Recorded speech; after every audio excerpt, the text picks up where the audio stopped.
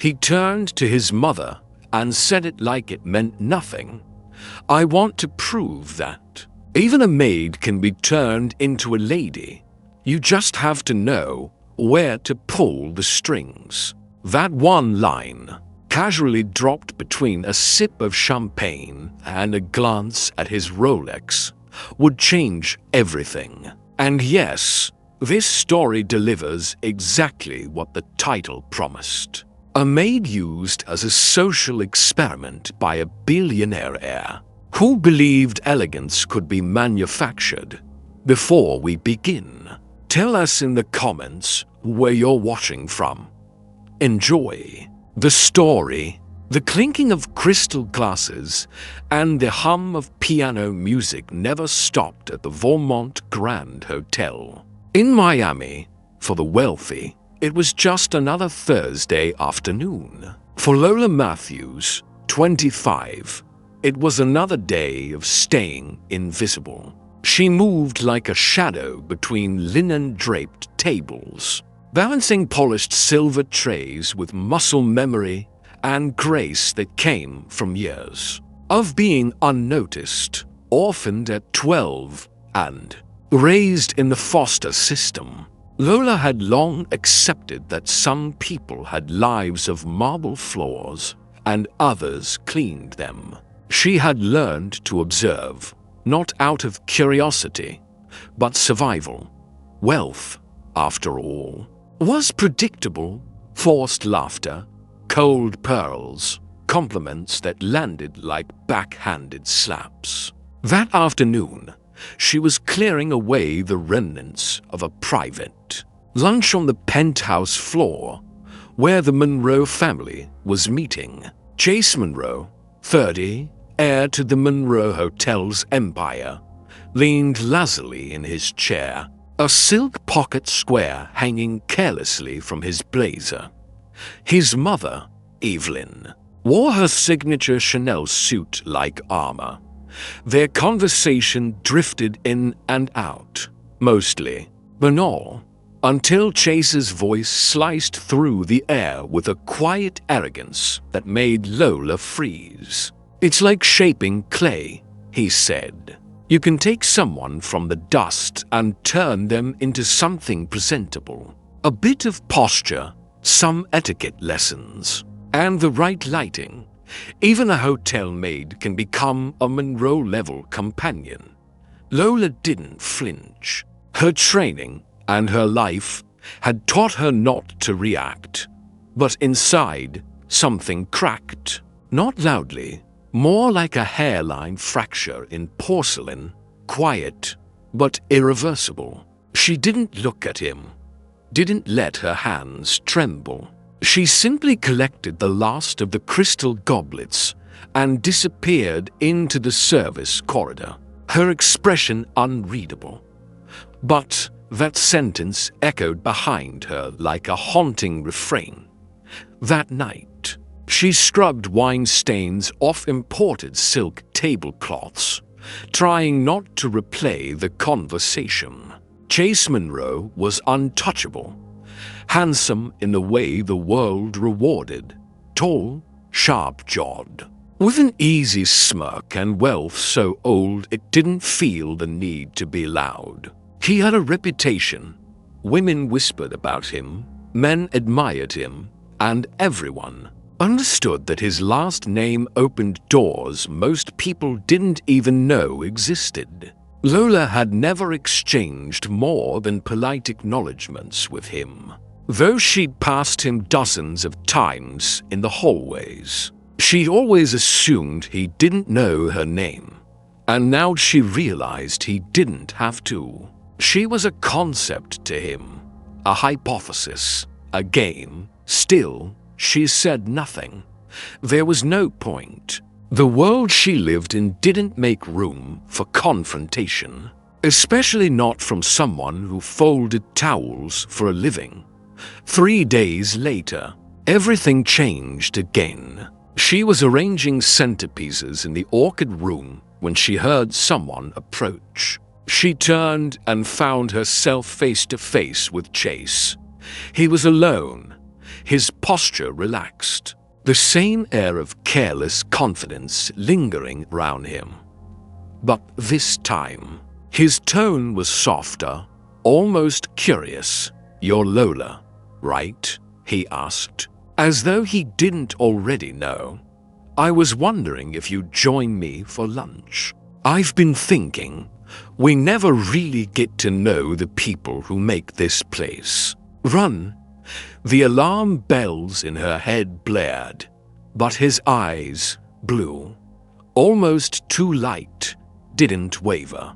He seemed genuine, disarmed by the surprise of it all. She hesitated, then nodded. That lunch was the first of many. At first, they sat in a quiet corner of the staff lounge, awkward and guarded, but he was disarmingly charming. Asked questions about her life, not the kind that rich people asked to pretend they cared, but questions that sounded like he might actually want to know the answers.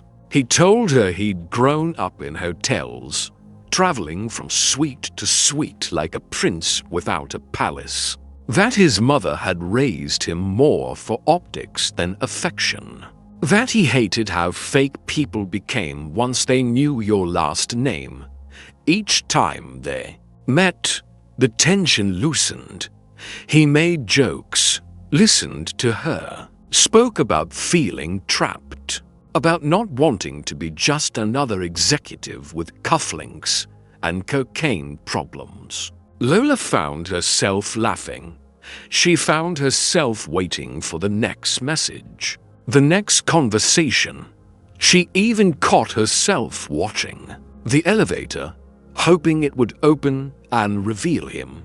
Against her better judgment, she began to believe that maybe he saw her, not just as a maid, not just as a project, but as Lola. Yet, even in those tender moments, she noticed things, the way he never looked waiters in the eye, how he always ordered without saying please, the way he checked his reflection.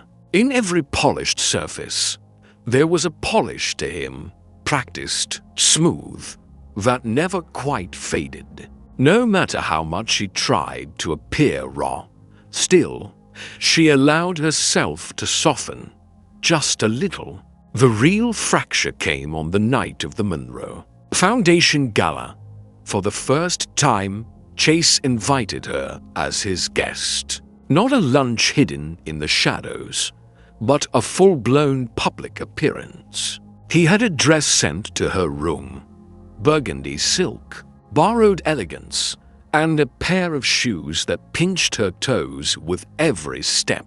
She did her hair in the staff bathroom, applied makeup with trembling hands, and walked into that ballroom like someone else entirely. At first, it was surreal. Chandeliers glittered like frozen stars.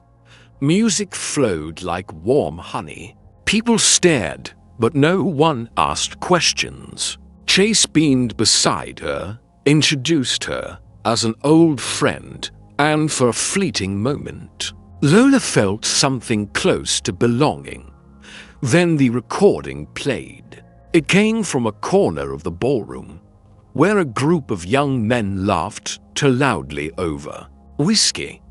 One of them, Roman, Chase's childhood friend, pulled out his phone, speaker on, no shame. A voice echoed across the marble walls, unmistakable in tone and arrogance. You just have to know where to pull the strings. Even a maid can pass for a lady. It's just conditioning. Chase's voice. The same words she'd overheard weeks ago, now exposed for everyone to hear. Laughter erupted. Not cruel, worse, amused, as if she had been the subject of a clever prank, a trick played well. She looked at Chase. He didn't deny it, didn't defend her. His face held a sheepish grimace, the kind someone wore when caught doing something distasteful. but ultimately harmless. It's not how it sounds. He mumbled. It was exactly how it sounded. She didn't speak, didn't cry, just turned and walked out, past the laughing crowd, past the marble pillars, down the steps and into the Miami night. The dress clung to her like someone else's skin. The shoes left blisters. She reached the staff quarters, peeled off the gown, left it on the floor, and packed a small bag. No note, no goodbye. By morning, Lola Matthews had vanished. She didn't leave a note, and no one asked for one. Lola Matthews disappeared as quietly as she had lived. A woman without footprints in a world built to ignore her. Chase Monroe, despite the scandal that simmered quietly after the gala, continued on as if the incident had been nothing more than an awkward misstep. The social media backlash was mild, distracted by newer controversies, and Lola's name never trended. In the circles that mattered to Chase, it barely registered.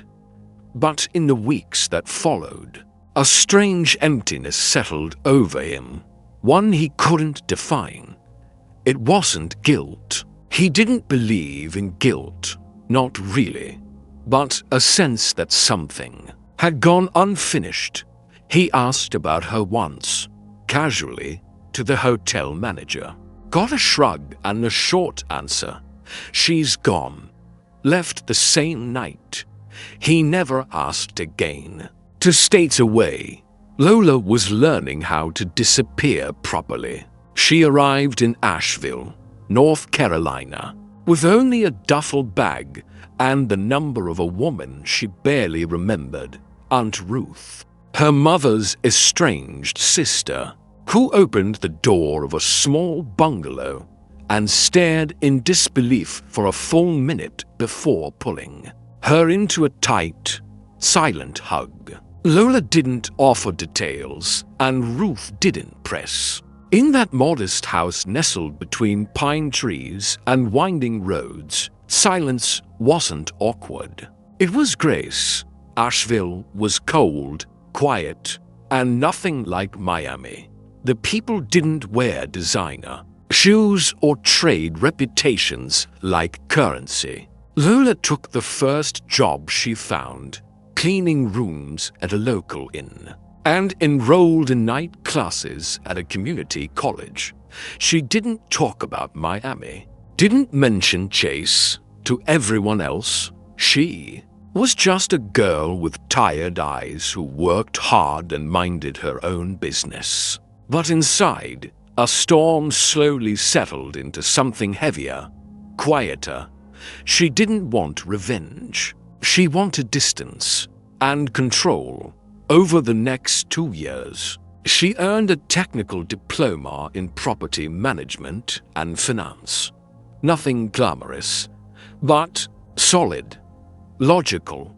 She studied accounting formulas like they were magic spells, learned how businesses moved money, how contracts were written, and how hotels, even glamorous ones, could be dismantled one clause at a time.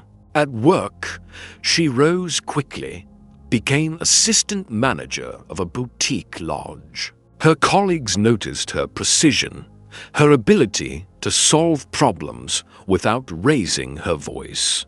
But no one really knew her, and that was intentional. Chase, meanwhile, thrived, at least publicly. He was named CEO of Monroe Resorts at 32, a move seen by many as inevitable. He smiled in magazines, posed on yachts, gave speeches about innovation and tradition. Internally, however, things were less pristine. The resort division was bleeding slowly. Occupancy dips, cost overruns, deferred maintenance. But Chase refused to panic. He believed charisma could fix most things. and numbers were just part of the game. What he didn't see, what no one dared to tell him, was that the foundation had begun to rot. Investors grumbled quietly, but no one challenged. The golden boy, not yet back in Asheville, Lola was no longer hiding. She was planning. She didn't speak of Miami, but every decision she made traced back to it. She used her modest savings to partner in a small investment group led by an older couple who had once managed real estate in Atlanta. They liked her focus, trusted her instincts. Within months, she became a silent force in property acquisition, specializing in distressed hotels. She never led meetings, but she always listened. And when a quiet opportunity came, a minority stake in a struggling luxury resort in Miami, she said yes. 5 years had passed. She was 30 now, no longer the girl who flinched at crystal breaking on marble floors. Her posture had changed. Her voice, once soft out of necessity, carried weight. When she returned to Miami, it was without fanfare. She didn't contact anyone from her past, not even her former co-workers. She wore simple clothes, arrived in rental cars, and took meetings in neutral conference rooms. Her name didn't raise eyebrows. Most thought she was a consultant. No one connected her to the girl who'd once scrubbed the ballroom floors. The Vermont Grand was struggling, and she knew it before even stepping foot inside. Deferred maintenance, employee churn, financial discrepancies in the quarterly reports, all signs of a system on the verge of collapse. Chase still walked the halls like a prince, hosting influencers, attending tastings, posting filtered moments that projected success. But behind the smiles, the resort was leaking, not water, but trust. Staff morale was low. Budgets didn't match expenditures. Investors were restless, and the whispers were getting louder. Lola began to move, not with vengeance, but with precision. She requested audits under the guise of due diligence. She met with mid-level managers, listened without judging. She discovered slush funds, misreported expenses, silent deals made without board approval. Everything she learned, she documented, not with outrage, but discipline. This wasn't about proving anything. This was about pulling the strings herself, quietly, one at a time. Chase noticed her once, walking through the corridor in business attire, speaking to someone from legal. He blinked, unsure, but she didn't stop, didn't acknowledge him. Her hair was different, her posture, too. She wasn't the girl in the burgundy gown anymore. She was someone else entirely, and in that moment, he wasn't sure if he should say her name or pretend she didn't exist. He chose the latter, but deep down, he knew something was shifting. Meetings became tenser. Investors started asking pointed questions, and every time he tried to brush concerns aside, someone would reference a new report, a memo, a flagged inconsistency, always tied to audits Lola had quietly triggered. He tried to play it off, to charm his way through, but the cracks were no longer small. They were becoming fractures. One afternoon, he asked his assistant who had requested the internal reviews. The name came back on a document, LM Holdings, Lola Matthews. His face went cold. The past wasn't haunting him. It was dismantling him.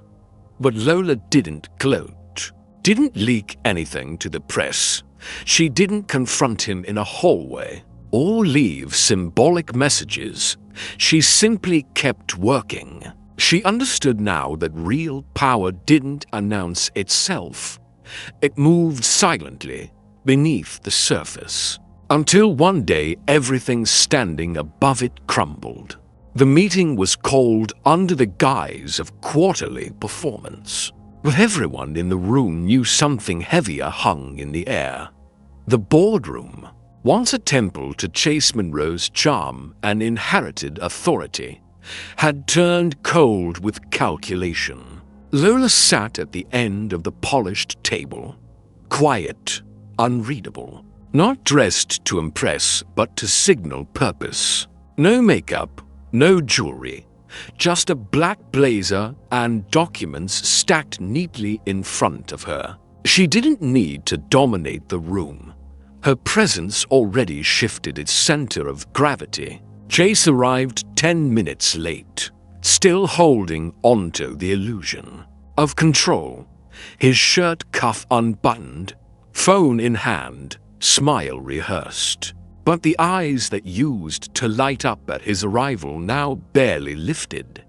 He glanced once toward Lola, gave a nod that landed somewhere between reluctant acknowledgement and quiet panic, then took his seat at the head of the table, unaware he no longer occupied the position of power. Lola waited. She didn't begin with accusations. She began with facts. Slide after slide, she showed numbers, procurement discrepancies, inflated costs on third-party vendor contracts, maintenance fees reported, but never executed, offshore transfers traced to shell companies with connections to Monroe Holdings' former partners. She never raised her voice, never once used words like fraud or embezzlement. She didn't need to. The numbers did the talking. Every line item had documentation. Every claim came with proof. And when she stopped speaking, silence dropped like a gavel. Chase tried to speak, tried to play it off as miscommunication, as decisions made under pressure, as growing pains of expansion. But no one interrupted Lola when she spoke. They interrupted him. He watched as board members, once his loyal enablers, exchanged glances, whispered quietly, then asked questions that didn't feel rhetorical. Someone requested an external audit. Another mentioned investor liability.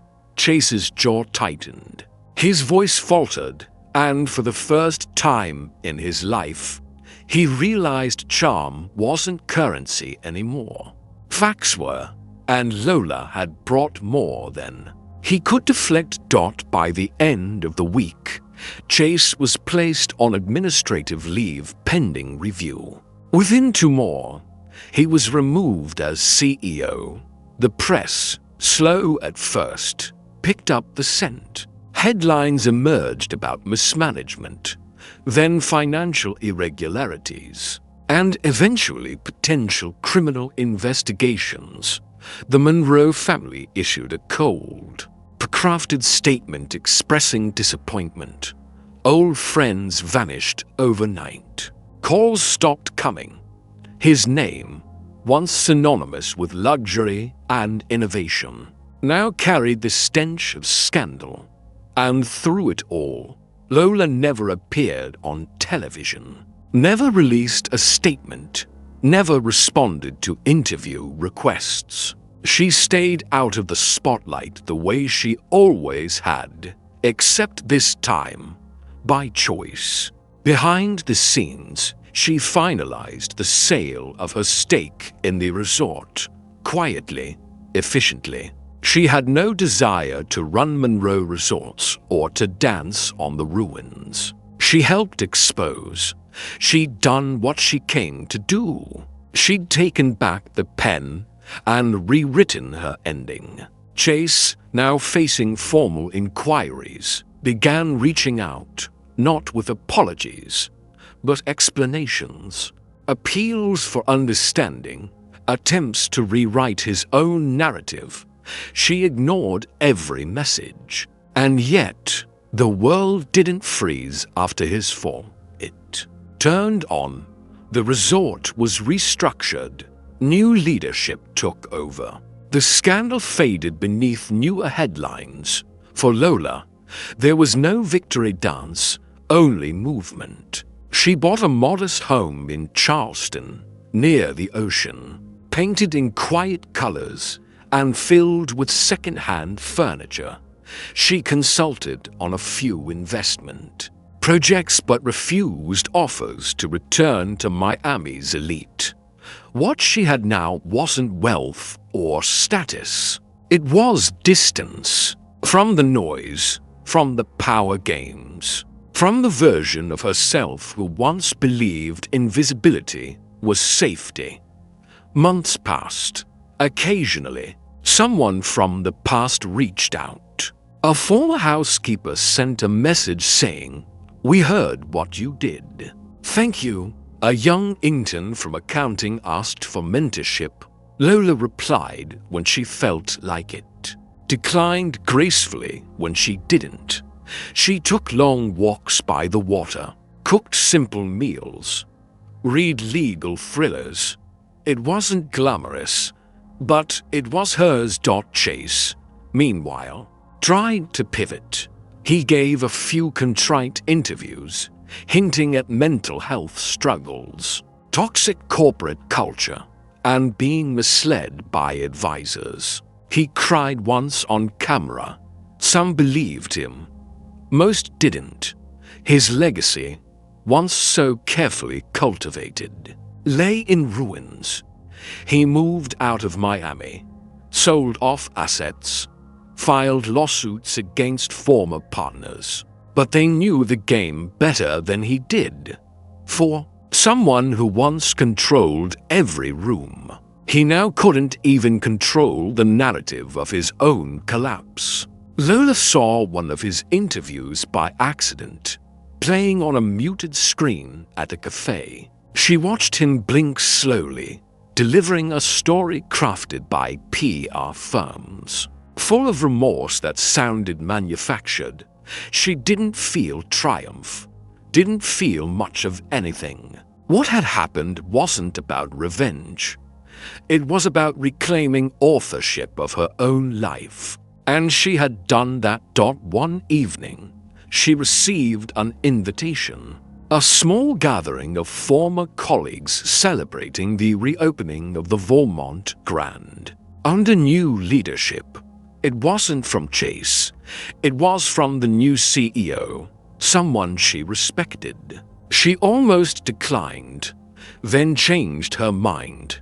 She arrived late, stayed near the back, accepted a glass of wine, and declined to speak publicly. A few guests recognized her. One asked, carefully, "Was it worth it?" Lola smiled, not out of pride, but understanding. It wasn't about worth, she said. It was about walking away knowing I'm not someone's experiment anymore. That night, she stood by the balcony overlooking the city she'd once fled. The light shimmered below, and for a moment, she remembered the sound of crystal breaking on marble. But it didn't sting. It didn't echo. It had faded into something smaller than it once was, just noise. And for the first time in a long time, Lola Matthews felt not invisible, not angry, not wounded, but whole. By the time the investigations were formally closed, Chase Monroe had become a name spoken only in hushed tones at charity dinners and cocktail parties. The Monroe family, once untouchable, had shifted into damage control mode. Their remaining businesses were quietly redistributed to cousins, trusts, and legal entities designed to protect the family name from further scandal. Chase, now living in a gated community outside Austin, had withdrawn from the public entirely. His former empire was gone, and with it the illusions that held it together. Meanwhile, Lola Matthews kept moving forward, though not without consequence. Power, even when earned quietly, never leaves you untouched. Her home in Charleston became her anchor, but it wasn't sanctuary, not exactly.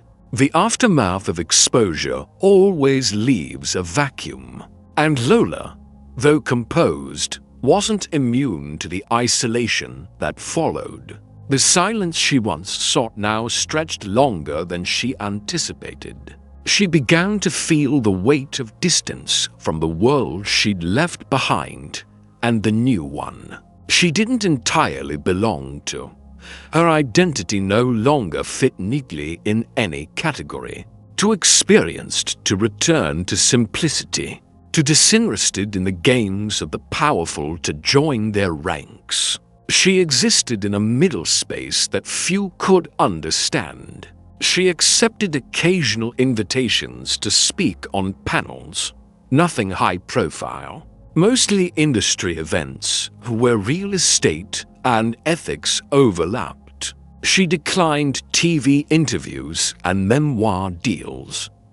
One publisher offered 6 figures for her story. She didn't even open the contract. Control over her narrative wasn't for sale, no matter how elegantly they packaged the offer. And yet, even in this resolve, she couldn't help but feel the pull of unfinished business. It wasn't about Chase anymore. He was a closed chapter, but there was a deeper thread, a part of her past she hadn't allowed herself to examine. The years before Miami, before the resort, before she learned to move silently.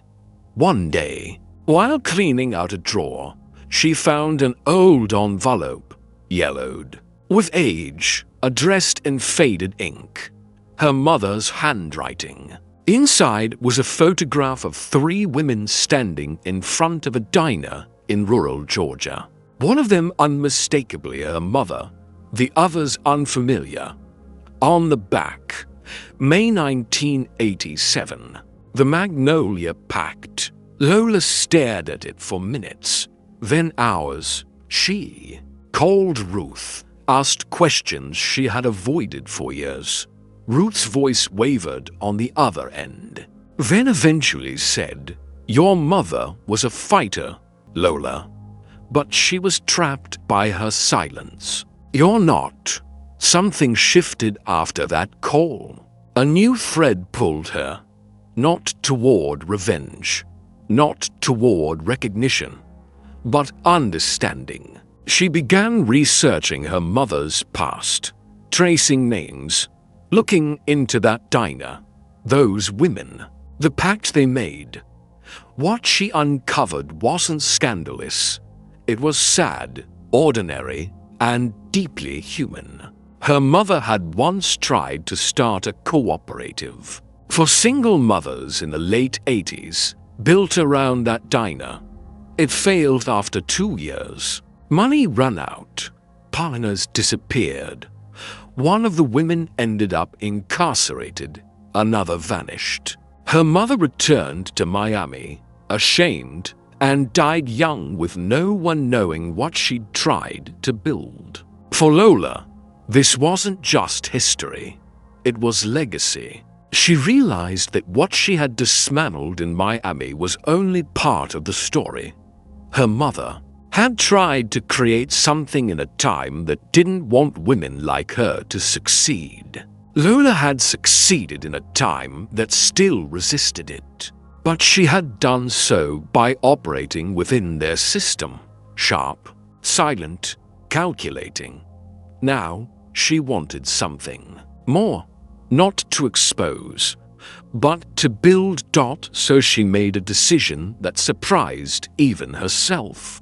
She partnered with two women she'd met during the Vermont financial restructuring. Both former assistants, now mid-level managers who had quietly mentored others in secret. Together, they launched a foundation, small at first, focused on funding career transitions for women over 40 who'd left service jobs, domestic work, or who were rebuilding after incarceration. They named it the Magnolia Pact, not for branding, not for nostalgia, but for the reminder that growth often begins underground. The project attracted attention, not because of Lola's name. She kept herself off the board, but because the outcomes were real. Women with no resumes were landing interviews, training in hotel management, real estate, and finance. Mentorship replaced charity, integrity replaced pity. And though she refused to step into the spotlight, the work spoke for her. Former colleagues from the Monroe Empire reached out, some to offer support, others to make amends. Lola responded only to those who didn't try to rewrite the past. She had no interest in redemption arcs that began with "I always believed in you." Those who saw her now, not just the headline or the scandal, earned her time still. There was one moment she hadn't yet confronted, one name she hadn't spoken since Miami. Not to Ruth, not to partners, not even to herself. Chase Monroe. The call came on a late afternoon in spring, a number she didn't recognize. Her instinct was to ignore it, but something in her, not curiosity, not sympathy, something colder, told her to answer. His voice was different, slower, strained.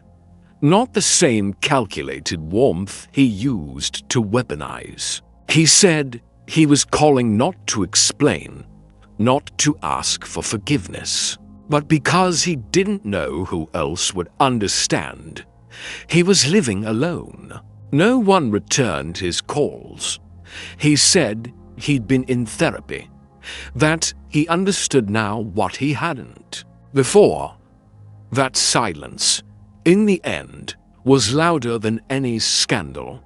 She didn't respond for a long time. When she did, it wasn't with anger. "You didn't ruin me," she said. "You just reminded me I didn't want to be part of your world." He asked if she hated him. She said no. Hatred implied significance, and he didn't have that kind of hold anymore. They didn't speak again. But that night, Lola sat by the window, holding the photograph of her mother and her friends, and realized something essential. The most dangerous kind of control isn't the one people take from you, it's the one you forget you ever had. And she had reclaimed hers, not with grand gestures or dramatic confrontations, but through quiet, relentless choice. She didn't need revenge. She had restoration. A full year had passed since the collapse of Monroe Resorts and the quiet rise of the Magnolia Pact. In that time, Lola Matthews built more than just a foundation. She built an ecosystem. Women who once cleaned rooms were now negotiating leases. Former receptionists were training new hotel owners. Lola refused interviews, but the work kept speaking louder. Still, as momentum grew, so did the risks. With every success, a new challenge surfaced. Copycats with no ethics. Media outlets twisting the foundation's mission into something marketable. Donors trying to control the narrative. Lola had spent her life avoiding power plays, but now she was in the thick of them, defending something more fragile than her own name. The futures of women who had nothing to fall back on but each other. While reviewing reports late one night, an urgent message came in from one of the partners. A whistleblower from a sister property in Miami had come forward.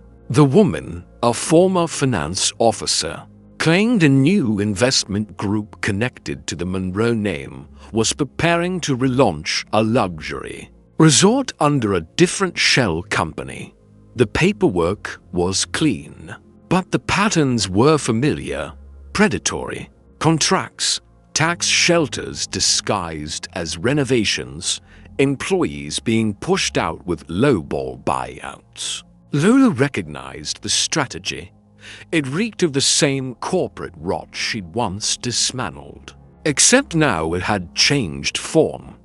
This wasn't Chase returning for revenge. He no longer had the credibility or capital to orchestrate something this complex. But someone else had taken his blueprint and turned it into a darker game. Lola flew to Miami without press, without announcement. She checked into a modest hotel near Coral Gables. Under a different name, she wasn't returning for vengeance. She was returning for protection, not of herself, but of everything she had helped build. Her first meeting was with the whistleblower, a sharp-eyed woman in her 40s named Dana, who slid across a folder filled with employee exit forms, fake consultant payments, and internal emails hinting at manipulation. Dana had worked under the radar for months, terrified of retaliation. Her voice trembled not out of fear, but exhaustion. Lola listened, asked questions, then promised only one thing: if they're using the Monroe name again to ruin lives, they won't get away with it. She reached out to her old legal contacts, the ones who had helped her audit the Vermont. A few had retired, but one, Mariana Cruz, remembered her instantly, within 48 hours. They filed a request for injunction against the rebranded resort's opening, citing unethical labor practices and financial fraud. The opposing lawyers came fast, armed with sanitized spreadsheets and polished smiles. But Lola had already studied their weak points. She didn't attack. She exposed, quietly, relentlessly. Her team uncovered how the new company's executives were using the same management loopholes Chase once abused. Board members resigned. Funds froze. The resort's grand reopening, scheduled to debut with celebrity chefs and luxury press, was postponed indefinitely. But what Lola didn't expect was the backlash, not from the media or the courts, but from the very people she was trying to protect. Some of the former Monroe employees, desperate for work, had signed NDA letters and taken hush money payouts from the new investors. They resented the delays, the audits, the collapse of what they saw as their last chance at stability. For the first time, Lola was painted as a saboteur by the very community she had once stood for. The foundation received threats. Online comments accused her of hypocrisy, of dragging up old history to feel important. It cut deeper than anything Chase had done. Because this time, the pain came from misunderstanding, not betrayal. Lola didn't respond publicly, but privately, it shook her. She had believed truth was enough. That exposure led to freedom. Now she saw the other side, that survival made people accept cages if they looked stable enough. She spent nights staring at old reports, wondering if she had gone too far. Mariana urged her to hold steady. Ruth sent handwritten notes reminding her that silence had never been the answer. And then, quietly, a shift occurred. One of the women, who had signed an NDA, a housekeeper named Eileen, contacted the foundation. She had taken the money out of fear, but after hearing about Lola's push, she couldn't stay quiet anymore. She shared messages from executives, recordings of meetings, where threats were made. It was the tipping point. Media coverage changed tone. Public perception followed. The new resort deal collapsed under its own corruption, and Lola, though never appearing in any headline, became the unseen force behind its dismantling. With the crisis contained, she flew back to Charleston. But something had changed. She no longer wanted to operate from the shadows. She built a fortress of silence and strategy. But it had begun to feel like exile. She started speaking at smaller gatherings, not about Chase or the scandal, but about structure, how systems fail, how silence grows in the cracks, how visibility is not just about being seen, but about choosing when and how you step into the light. One afternoon, she returned to Asheville for a private event honoring local women in leadership. She didn't expect the emotional pull it would have. Seeing the town again, the place where she'd rebuilt herself from dust, felt like touching a scar that had healed smooth. After her speech, a young woman approached her, 22, nervous, eyes full of something between admiration and fear. She whispered, "I used to work at a Monroe hotel. I never thought people like us could matter."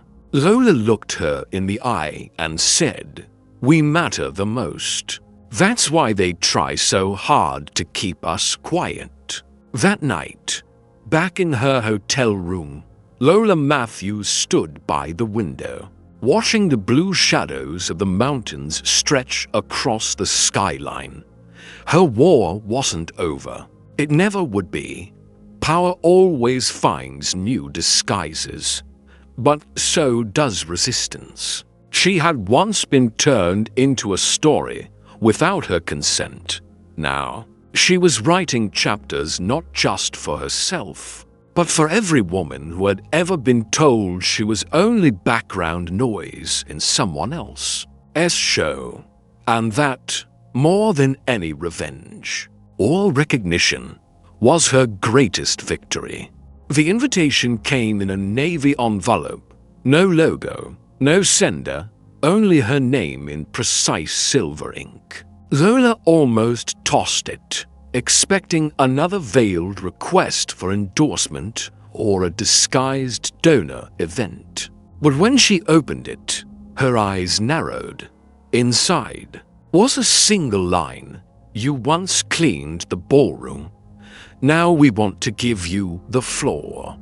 Below it, a location, New York, not Miami, and a date, a high-profile leadership summit, closed to press. Invitation only, attended by names that had shaped entire industries.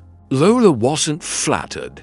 She was cautious. She hadn't spent the last few years dismantling narratives to be recast in someone else's production. But something about the invitation tugged at her. Not ego, but responsibility. Influence wasn't always about taking center stage, but sometimes it required stepping into the spotlight to shift the conversation from within.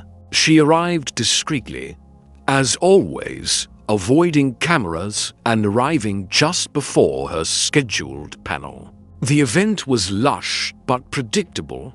Glass towers, curated guest lists, speeches laced with the same buzzwords she had grown allergic to: empowerment, disruption, Impact.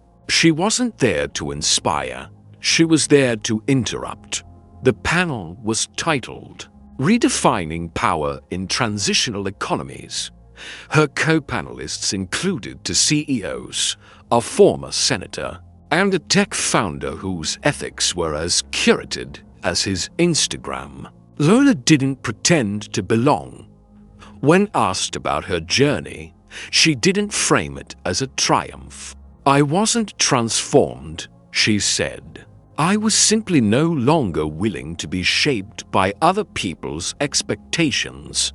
The room went quiet. Then the applause came, not loud, but sustained.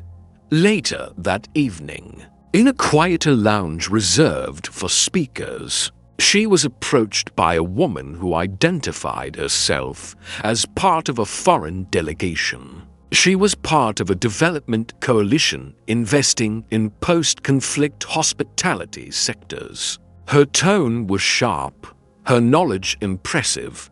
She had read Lola's audits, studied her foundation's model, and wanted to replicate it in Eastern Europe. But there was a catch. The investors behind the initiative included a subsidiary, still partially owned by the Monroe family, or what was left of it. The woman didn't flinch when she mentioned it. They're not the face anymore, she said, just the shadow. But the money still moves. Lola didn't respond right away. The thought that Monroe money, stained by the very system she had fought, could be funneling into a new phase of exploitation was enough to reignite a fire she thought had burned out. She asked for documents, proof, names. Over the next week, what emerged was a network of shell companies, silent partnerships, and private contractors masking labor abuse behind humanitarian language. The model was old. Use desperation as leverage, dress it up as opportunity, and let corporate guilt launder the profits. She had a choice. Step back and let the system repeat itself elsewhere, in new languages, under new faces, or step in again, knowing it would demand more than audits and strategy. It would demand confrontation, not just of the powerful, but of her own exhaustion. She chose confrontation within days. She was coordinating with former colleagues, translators, legal advisors, and activists on the ground. The goal wasn't to sabotage the development. It was to protect the workers being pulled into it. She didn't want to destroy potential. She wanted to remove the poison from its roots.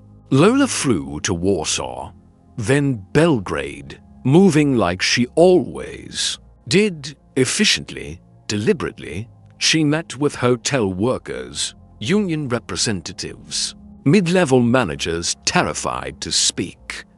They had stories, all similar. Contracts rewritten overnight, hours doubled without pay, penalties for bathroom breaks. Lola listened, documented, then leveraged. She reached out to the most reputable investors in the consortium and showed them what was happening behind the curtain. She didn't threaten them. She showed them what would happen if it became public. Within 3 weeks, 3 major investors pulled out. The project paused. The contractors were replaced. For the first time, labor representatives were invited into board meetings. It wasn't a revolution, but it was a crack in the wall dot in the middle of it all.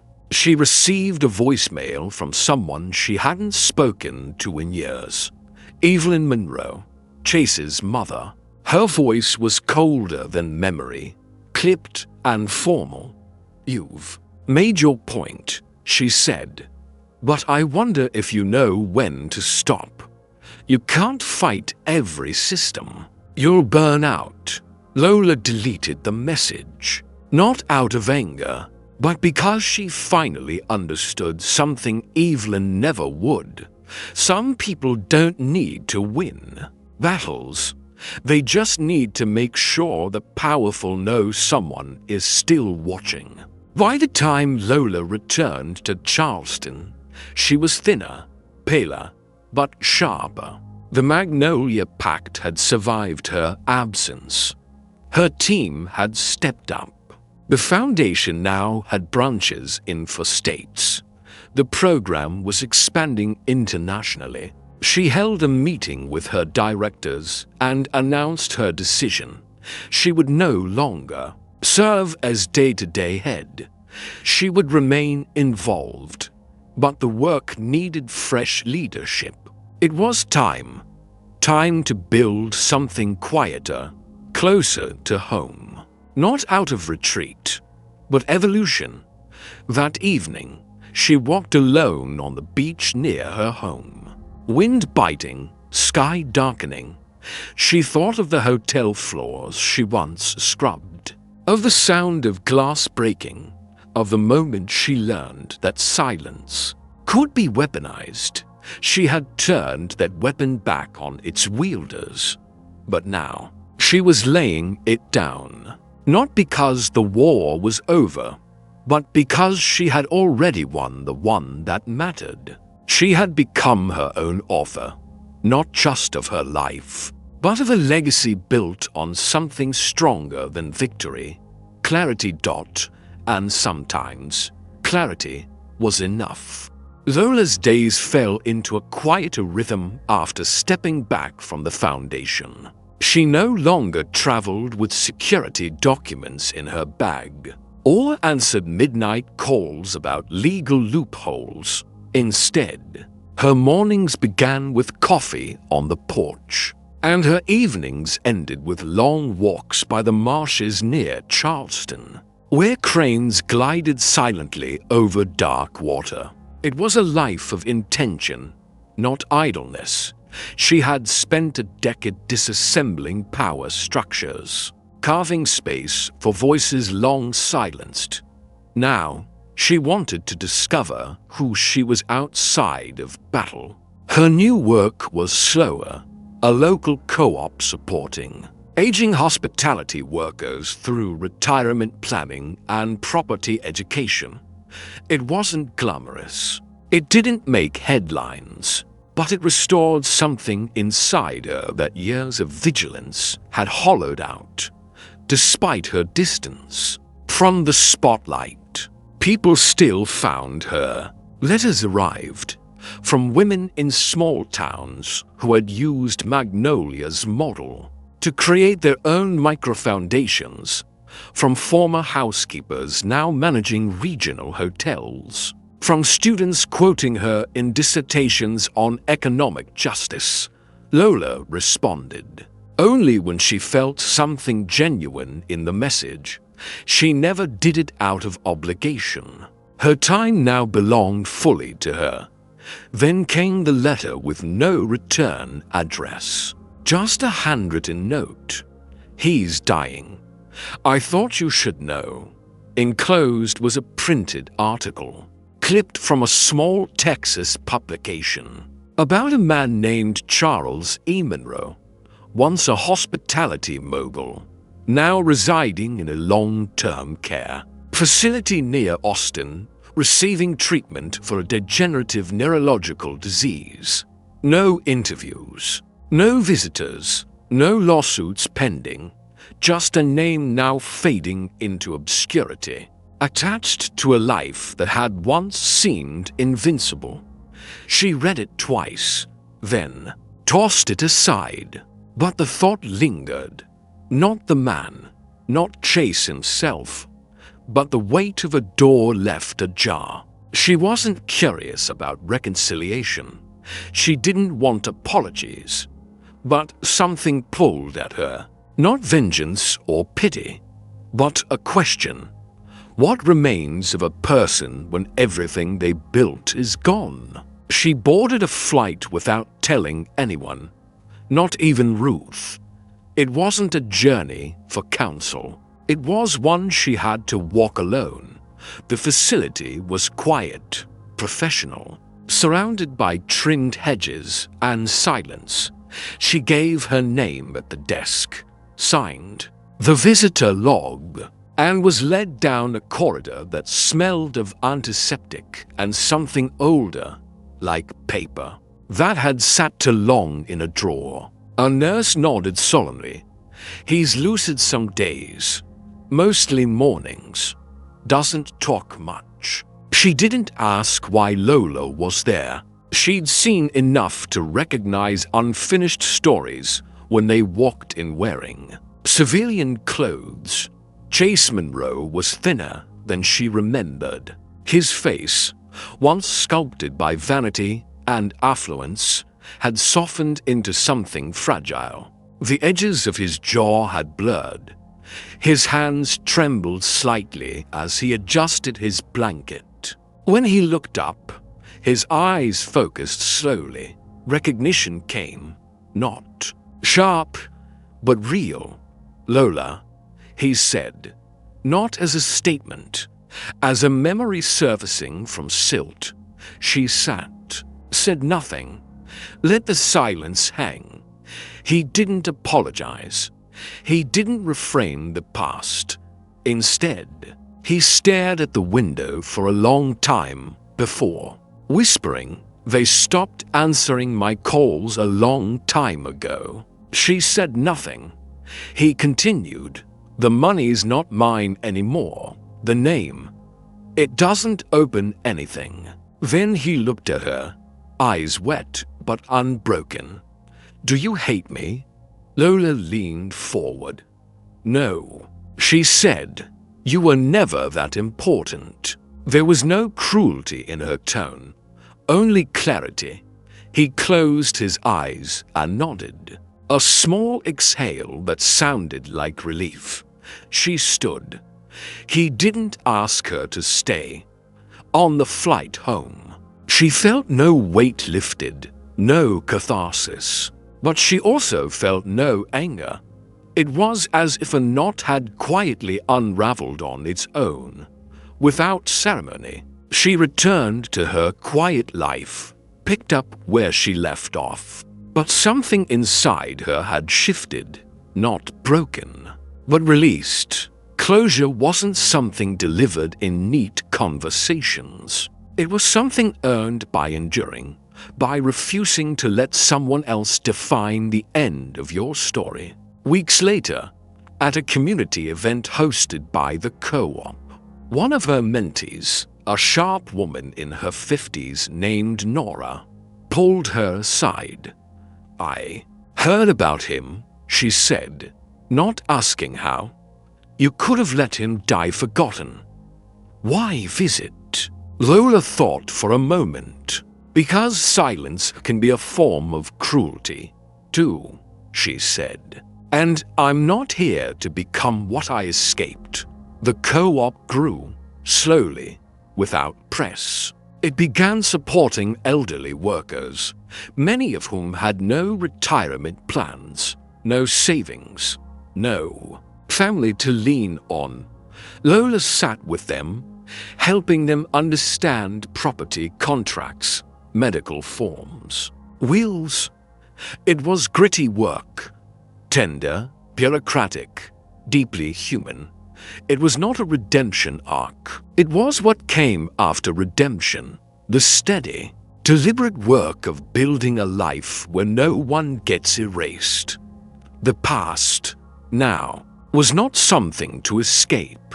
It was something she had shaped into something else, not revenge, not justice, but contribution. And in that, Lola Matthews finally felt free. It was the kind of evening that lingered in the air, warm, golden, touched with the salt of the nearby sea. The dinner table had been set outside under the slow sway of old oak branches, and the conversation was easy, meandering between laughter, long pauses, and the gentle clinking of glasses. There were no photographers, No press releases. Just 7 people who had gathered not out of obligation, but quiet affection. Most were friends Lola had met along the strange roads. Her life had taken a former housekeeper turned innkeeper, a retired hotel auditor, a professor who'd once cited her work without realizing she was in the audience. No one asked for stories. Everyone already knew enough. The meal had been simple: grilled vegetables, soft bread, wine that didn't need a label.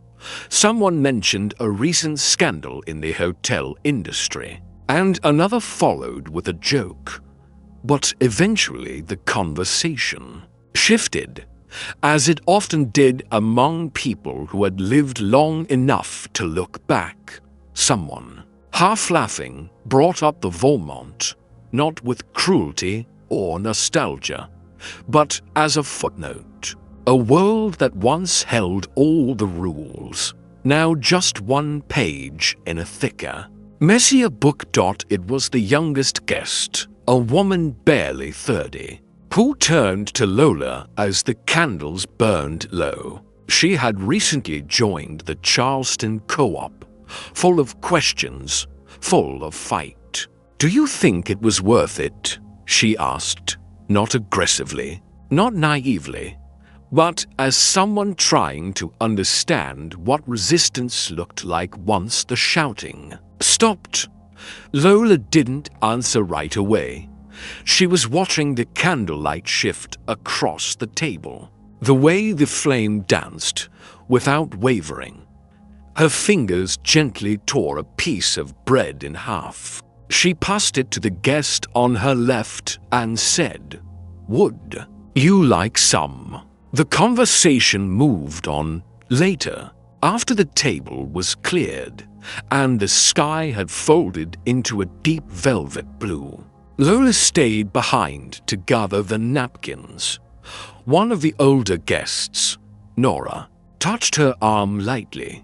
"You don't talk much about what you did," she said. Lola gave a small smile and nodded.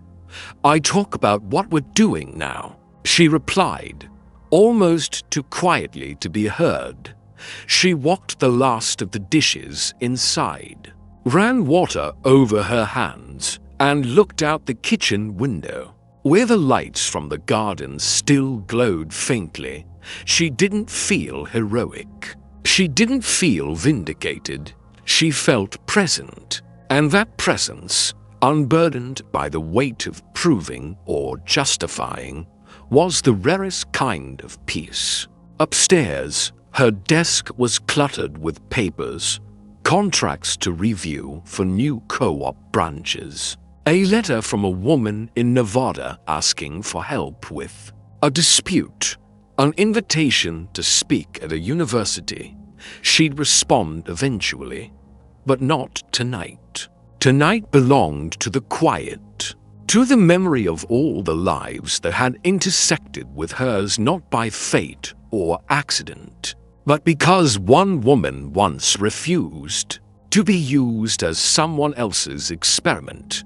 The candle on the kitchen table flickered once, then steadied. She left it burning as she walked out to the porch, sat barefoot with a blanket wrapped around her legs, and let the sounds of the night settle around her. No headlines, no speeches, just breath and space and the subtle, unwavering knowledge that some things, once lost, can be rebuilt, not to resemble what they were, but to become what they were always meant to be. Thanks for watching.